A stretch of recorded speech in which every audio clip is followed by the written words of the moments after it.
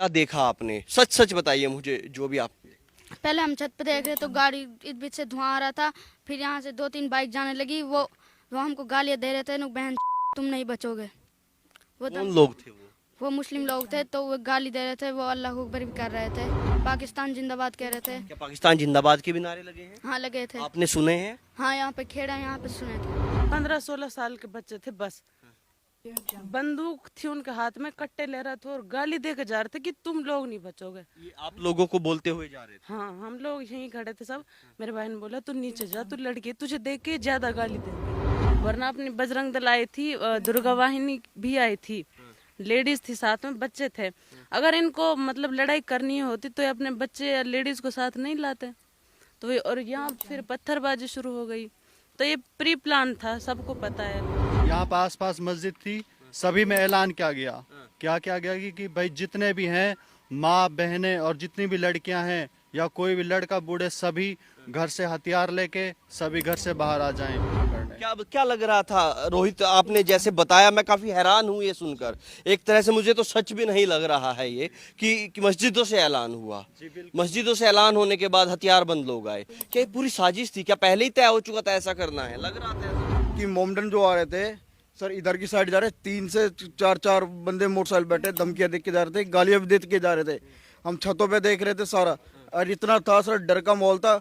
रात में भी बंदे सो नहीं पा रहे, नहीं बच्चे सो पा रहे, कोई वो नहीं था। कल प्रशासन था, रात 11 बजे के आसपास ही इधर एक बार वो पुलिस वालों की गाड़ी गई, उसके बाद कुछ नहीं था। क्या नाम है आपका? मेरा नाम रोहित वत्स है जी। अच्छा रोहित जी, क्या हो रहा था यहाँ पे? क्या आपने देखा, थोड़ा बताइए मुझे। जी यहाँ पे तो कुछ ऐसा मंजर था, हमें लग रहा है कि जैसे वार होता है ना जी, जैसे यहाँ पे कोई जंग चल रही हो, क्योंकि चारों तरफ गाड़ी जल रही थी। और यहाँ पहाड़ के उधर साइड लगभग 1000 से 1200 जो गोलियों के राउंड थे वो फायर हुए थे। हम यहाँ पे रोड के पास में रहते हैं, हमारा घर है, और हमें यहाँ पे जैसे झंडा लगाया हुआ है, तो काफी लोग जैसे जा रहे थे, बाइक पे जा रहे थे कुछ लोग, तो उन्होंने हमें गाली दी। बहन, मतलब हमारी बहन भी बैठी थी ऊपर, देख रही थी क्या है, वो भी घबराई हुई थी। तब बोल रहे थे बहन, मतलब जैसी गाड़ी उनसे बनती तुम्हारी खैर नहीं, या तो तुम भाग जाओ यहाँ से। जी बिल्कुल, हमें धमकियाँ मिली हैं। और हम यहाँ पे ज्यादा दिन हुए, नूह में अभी रहने लगे 1 महीने से, लेकिन बहुत खतरनाक। मैं अपने पति की एक बार तो आवाज सुन लूं, ये बताओ। आप समझ सकते हैं क्या हालत होगी? एक आवाज सुनने का बस ये था कि जिंदगी में इतना ही समय बचा है। तो मैंने अपने पति को कॉल करा और मैंने यही कहा कि मेरी आखिरी आवाज शायद आप सुन रहे हो और मैं आपकी सुन रही हूँ। और अपने बच्चों की तो मैं आवाज भी नहीं सुन पाई थी, क्योंकि वहाँ पे नेटवर्क नहीं आ रहे थे, कॉल नहीं लग रही थी वहाँ पर। अच्छा, इसलिए मैंने बच्चों की तो मैं अपनी आवाज भी नहीं सुन पाई थी। ऐसा किस तरह से ऐसा हुआ? इस देश में, इस लोकतांत्रिक देश में ये हालत बन गई कि आदमी को अपनी जिंदगी मुश्किल लगने लगी। हाँ जी बिल्कुल, अब तो जीना मुश्किल हो रहा है। इससे अच्छा तो अगर नहीं सरकार पे कुछ हो रहा है तो हमें साफ कह दे कि हाथ उठा दे, अगर हमारे बस की बचना होगा तो ठीक है, नहीं तो हम जहर की गोलियां खा खा के मर जाएंगे, पर हमारी इज्जत तो नहीं लुटेगी कम से कम। कैसे हुआ था बताइए आप? कैसे, मैं कैसे बताऊँ आपको? जब हम लोग दर्शन करके जब हम लोग वापस जा रहे थे तो दर्शन कंप्लीट हो गए थे? हाँ जी, दर्शन हमारे कंप्लीट हो गए थे। जल चढ़ा चढ़ा के जब हम लोग अपने जा रहे थे तो गाड़ियों की लाइन लग रही थी। जब गाड़ियों की लाइन लग रही थी, जो गाड़ियां आगे थी, हमें अपनी गाड़ी का तो पता ही नहीं था, तो जो लोग, हम लोग पैदल चल रहे थे अपनी गाड़ी को ढूंढने के लिए, तो जो गाड़ियां आगे थी उन गाड़ियों में एकदम से पथराव होने लगे और गाड़ियों में आग लगने लगी। और ऊपर से आग लगने लगी कि लगा दी गई? आग मतलब लगती हुई आ रही थी ना आग। तो जैसे उनपे बम वगैरह जो भी उन्होंने फेंका तो आग जैसे लगी। पहले तो उन्होंने पथराव करा, फिर गोलीबारी करी, फिर एकदम से वो आग लगानी स्टार्ट कर दी। जब आग लगानी स्टार्ट करी तो कुछ गाड़ियों में महिलाएं थी, तो जब गाड़ी में आग लगी तो महिलाएं जैसे निकली तो किसी की इस तरीके से पकड़ के साड़ी खींच दी।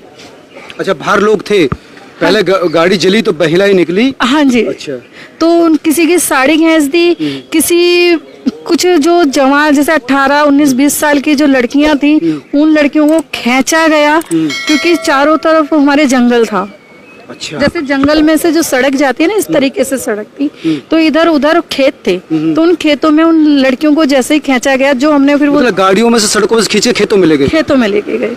जब हमने ये दृश्य देखा तो हम तुरंत ही मंदिर की साइड भागने स्टार्ट हो गए। सभी जितनी भी भीड़ थी सारी मंदिर की साइड भागने स्टार्ट हो गई।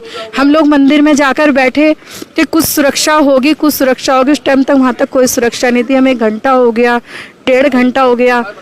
धीरे धीरे जैसे जैसे रात ढलती जा रही थी, हमारे घबराहट बढ़ती जा रही थी। धीरे जैसे हमारी घबराहट बढ़ना, वो कोई हमारा वो नहीं था कि गलत बढ़ रही थी, वो सही बढ़ रही थी।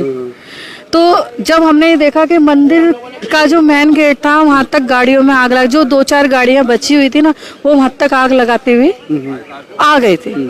जो गाड़ी थी सब ध्वस्त कर दी। हाँ जी, वो गाड़ियों में जब वहां तक आग लगाते हुए आ गए तो मैंने उस टाइम फिर मैंने अपने हस्बैंड को फोन किया था कि शायद मैं अब नहीं बचूंगी, बस मेरे बच्चों का ध्यान रखना। तो इतना कहने के बाद वो कह रहे कि क्या बात हो गई, तुम तो 12-1 बजे तक वापस लौटने वाले थे, तुम तो 4, 4:30, 5 बज रहे हैं। मैंने कहा जी कुछ उम्मीद नहीं है और मेरा शायद अब फोन भी ना लगे। तो ये कहकर मैंने जब फोन काटा तो वहाँ जो महिलाएं थी गिर गई, चक्कर खा खा के गिर रही थी, क्योंकि बिल्कुल बादल ऐसा हो गया था, बिल्कुल काला धुएं से।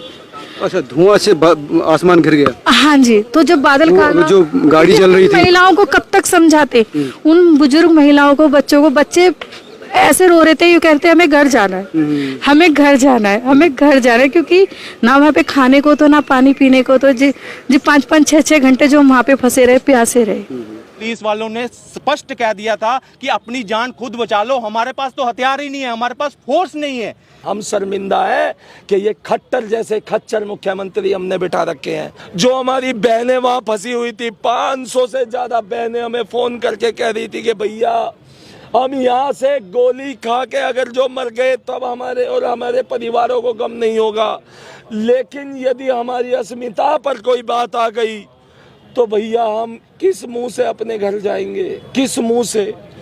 हम वहाँ पे भाई नतमस्तक हो चुके थे, कपड़े भी फाड़े गए वहाँ उनके साथ, मेरे भाई बहुत दुराचार हुआ है उनके साथ। जो कह देते हैं कि मेवात मिनी पाकिस्तान नहीं है, मेरे नेताओं सुन लो, वो मिनी नहीं है।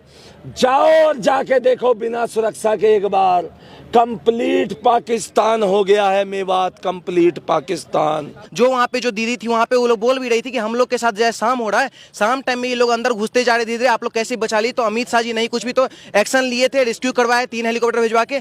जब वहाँ पे हम सब लोग पहुँचे जो हमारे सनातनी भाई थे, तो इन्होंने बहुत प्री प्लान तरीके से, ये जो देश में कुछ लोग कहते हैं ना कि भाईचारा, भाई भाई, ये भाई भाई शब्द सुन के ना अब अपने सगे भाइयों पे भी हमें जो है ना कहीं ना कहीं उनसे भी हमारा जो है विश्वास उठने लगा है, क्योंकि ये भाईचारा शब्द अब हमें जो है खाने लगा है। जो हमने कल जो देखा है, भाई नहीं है साले, सब आतंकवादी है, सब आतंकवादी है मेरे भाई।